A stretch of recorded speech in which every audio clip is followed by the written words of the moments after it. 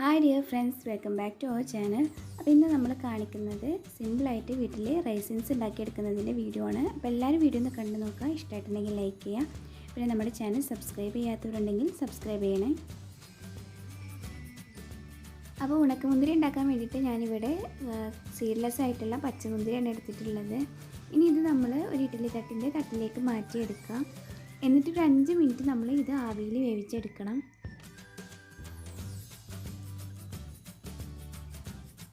അപ്പോൾ ഇത് ആവിയിൽ വേവിച്ചെടുത്തിട്ടുണ്ട്. ഇനി ഇത് 5-6 ദിവസം വെയിലത്ത് വെച്ചിട്ട് നന്നായിട്ടൊന്ന് ഉണക്കിയെടുക്കണം. അപ്പോൾ ഒരു 5 ദിവസം ഇത് വെയിലത്ത് വെച്ചിട്ട് ഉണക്കിയെടുത്താൽ തന്നെ ഇതുപോലത്തെ നല്ല റൈസിൻസ് നമുക്ക് കിട്ടും. അപ്പോൾ എല്ലാവരും ഒന്ന് ട്രൈ ചെയ്ത് നോക്കുക. ട്രൈ ചെയ്ത് നോക്കിയിട്ട് കമൻറ്റൊക്കെ അറിയിക്കുക. വീഡിയോ ഇഷ്ടമായിട്ടുണ്ടെങ്കിൽ ലൈക്ക് ചെയ്യുക. നിങ്ങളുടെ ഫ്രണ്ട്സിനും റിലേറ്റീവ്സിനൊക്കെ ഷെയർ ചെയ്ത് കൊടുക്കുക. നമ്മുടെ പ്രീവിയസ് വീഡിയോസൊക്കെ കാണുക. ഇതുപോലത്തെ വീഡിയോസിന് വേണ്ടി നമ്മുടെ ചാനൽ സബ്സ്ക്രൈബ് ചെയ്ത് സപ്പോർട്ട് ചെയ്യാം. Thank you.